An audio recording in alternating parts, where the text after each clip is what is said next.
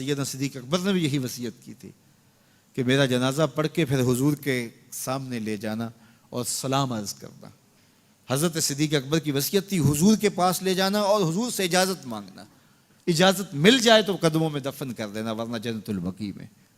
تو حضرت علی المرتضیٰ اور حضرت انس روایت کرتے ہیں کہ ایسا ہی ہوا کہ ہم نے جنازہ اٹھایا, پڑھا اور پھر حضور کے مواجہ انور کے سامنے رکھ دیا اور سارے ہاتھ باندھ کے عرض کرتے یا رسول اللہ ھذا ابو بکر یستاذنک, اے اللہ کے پیارے محبوب صلی اللہ علیہ وسلم یہ ابو بکر ہیں, آپ سے اجازت طلب کرتے ہیں, آپ کی قربت میں دفن ہونے کا شوق ہے, ہمیں کیا حکم ہے.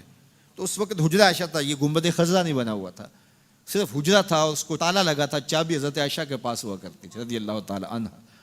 تو تالا لگا ہوا تھا اور لوگوں نے رکھ کے یہ عرض کیا, تو پھر کیا ہوا کہ وہ تالا خود بخود کھلا, پھر کنڈی بھی خود بخود کھلی, اور پھر جو دروازہ تھا وہ خود بخود کھلا اور اندر سے آواز آئی اوصل الحبیب الی الحبیب لان الحبیب الی الحبیب مشتاق, یار کو یار سے ملا دو, یار تو پہلے یار کا انتظار کر رہا ہے. تو قبر انور سے یہ آواز آئی, حضور کے روضہ انور سے یہ آواز آئی. کیا یہ صحیح سند سے ثابت ہے کہ حضرت ابو بکر صدیق رضی اللہ تعالیٰ عنہ نے وصیت فرمائی تھی کہ میری میت کو روضہ رسول صلی اللہ علیہ وسلم کے باہر رکھ دینا اور اگر اجازت مل جائے تو مجھے رسول پاک صلی اللہ علیہ وسلم کے ساتھ دفن کر دینا, اور پھر اجازت مل گئی تو رسول پاک صلی اللہ علیہ وسلم کے ساتھ تدفین کر دی گئی؟ ہاں, وہ یہ کہتے ہیں کہ جی وہ روضہ شریف سے آواز آئی کہ حبیب کو حبیب سے ملا دو. یہ میرے بھائیوں یہ تاریخی روایتیں, حدیث میں کہیں یہ موجود نہیں ہے, یہ بالکل جھوٹ ہے اور اس کا میں جھوٹ ہونا ثابت کروں گا.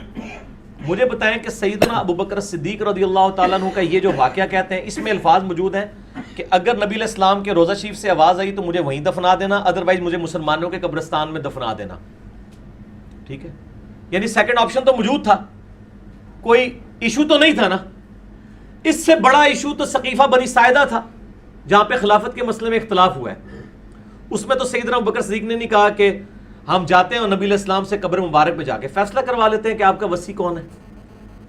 یہ تو مسئلہ چھوٹا ہے, یہ تو ان کا ذاتی مسئلہ تھا اور اس کا سلوشن بھی انہوں نے خود دیا کہ آواز آئے تو ٹھیک, نہیں تو مجھے وہاں دفن کر. جہاں کوئی دوسرا سلوشن ہی نہیں ہے اور آج تک سنی شیعہ تفریق امت کے اندر ہے, اس میں تو کوئی مشورہ نہیں دیا.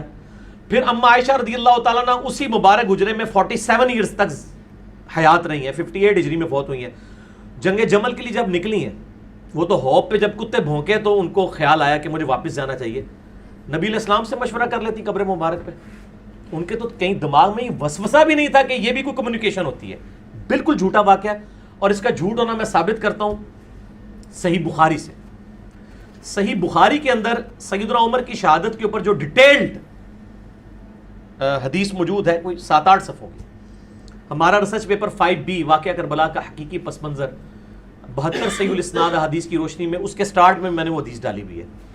سیدنا عمر فاروق رضی اللہ تعالیٰ عنہ کا جب زخم لگے اس کے بعد کچھ دن وہ زندہ رہے. بخاری میں پورے منوان اسی طریقے سے الفاظ موجود ہیں.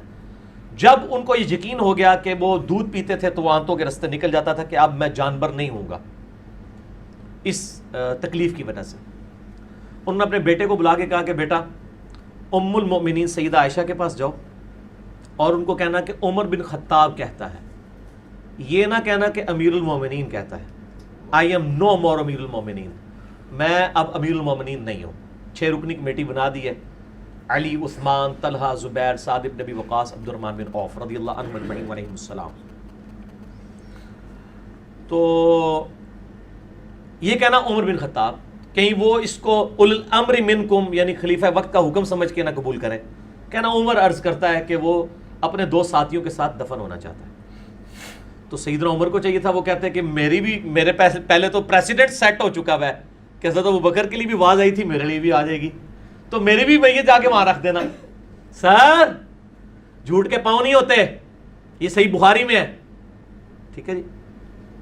تو خیر ان کو وہ یہ 5B ریسرچ پیپر دے, میں ان کو حدیث کا نمبر بھی بتا دوں, پیچھے سے لا کے 5B دے, اٹھے 5B اتنے پڑے میں پیچھے یہ پڑا ہے, بلکہ یہ 5B میں مجھے میں یہ نا کہ نمبر ہی کوئی نہیں ہے, میں نمبر ہی دس دے میں انہوں نے. 5B میں یہ پورا آپ کی جو شہادت کا واقعہ ہے نا, صحیح بخاری میں 3700 پوری 3700 نمبر حدیث ہے, 3700 بخاری شریف میں. سیدنا عمر کی شہادت کا پورا واقعہ. اور ایک اس کا اور طریق ہے 7207. بخاری میں 2 ہیں, 3700 7207 انٹرنیشنل نمبر کے مطابق. ٹھیک ہو گیا جی. اب سیدنا عمر کی جب وہ وہاں پہ جا کے خواہش کا اظہار کیا گیا تو سیدہ عائشہ نے کہا میں نے وہ جگہ اپنے لیے رکھی ہوئی تھی, آج میں عمر کو اپنے پہ ترجیح دیتی ہوں. اور پھر سیدنا عمر کو وہاں پہ دفن کیا گیا. یہاں پہ تو کوئی پریسیڈنٹ سیٹ نہیں تھا, ہونا چاہیے تھا کہ اگر ایک پریسیڈنٹ سیٹ تھا اس کے مطابق عمل کیا جاتا. وہ ہے ہی بھی اٹھا ہے, کچھ نہیں تھا. ٹھیک ہے. اور اس کو سپورٹیو ایک اور حدیث ہے جو صحیح بخاری کے اندر موجود ہے, وہ بھی ریسرچ پیپر میں 5B کے اندر. میں اس کا نمبر, کیونکہ میں اب یہ فی البدی گفتگو کر رہا ہوتا ہوں تو بعض اوقات وہ چیزیں جو ہے نا وہ ذہن میں نمبر نہیں ہوتے ہیں, اس لیے میں وہ حدیث آپ کو منوان بتا دوں کہ اس کا نمبر کون سا ہے. ہاں جی, صحیح بخاری کے اندر موجود ہے اور صحیح مسلم کے اندر بھی موجود ہے. صحیح بخاری میں ہے 3677, صحیح مسلم میں 6187, اور ہمارے ریسرچ پیپر پہ 04 نمبر ہے. جو پچھلی تھی وہ 03 نمبر تھی. کہ عبداللہ ابن عباس کہتے ہیں کہ میں سیدنا عمر کی میت کے پاس بیٹھا ہوا تھا اور لوگ زارو قطار رو رہے تھے اور حضرت عمر کی میت پہ ان کے لیے تعریفی کلمات کہہ رہے تھے کہ جی آپ کے اسلام کو یہ فوقیت ملی, یہ ہوا, رومن پرشین امپائر گر گئی. کہتے ہیں اتنے میں ایک شخص میرے پیچھے آیا, اس نے اپنی کونی کا سہارا میرے کندھے پہ لیا اور اس نے مجھے کہا سیدنا عمر کی میت کو مخاطب کر کے کہ اے عمر, مجھے یقین تھا کہ تم اپنے 2 ساتھیوں کے ساتھ جا ملو گے, کیونکہ میں نے نبی صلی اللہ علیہ وآلہ وسلم سے اکثر یہ سنا تھا کہ میں ابو بکر اور عمر فلاں جگہ گئے, میں ابو بکر اور عمر نے یہ کیا, میں ابو بکر اور عمر داخل ہوئے, میں ابو بکر اور عمر وہاں سے نکلے علیہم السلام اجمعین. تو مجھے یقین تھا کہ آپ اپنے 2 ساتھیوں سے جا ملیں گے. مراد یہ کہ آپ ان کے ساتھ ہی دفن ہوں گے اور فوراً کنزیکٹو بعد اب آپ کو وہاں پہ ایک مقام ملنے والا ہے. تو سیدنا ابن عباس کہتے ہیں میں نے جب مڑ کے دیکھا تو سیدنا علی تھے جو یہ تعریفی کلمات سیدنا عمر کے لیے کہہ رہے تھے رضی اللہ تعالیٰ عنہ علیہ السلام. اور یہ ملتا جلتا خطبہ نہج البلاغہ میں بھی موجود ہے. میرا مسئلہ نمبر ہے 162A. خلافت راشدہ کے 30 سال نہج البلاغہ میں مولا علی علیہ السلام کے 5 خطبات کی روشنی میں یہ خطبہ اس سے ملتا جلتا سیدنا عمر کی شان میں نہج البلاغہ میں بھی اہل تشیع کے ہاں بھی موجود ہے.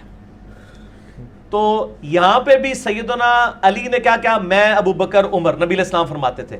تو اگر ابو بکر کے لیے آواز آ گئی تھی تو عمر کے لیے بھی آنی چاہیے تھی. یہ دوسری میری لاجک ہے کہ نبی علیہ السلام حضرت ابو بکر اور عمر کا نام اکٹھا لیا کرتے تھے, ان کو ایک سٹیٹس پہ فائز کرتے تھے, اور آج بھی ان دونوں کی قبریں نبی علیہ السلام کے پہلو میں الحمدللہ.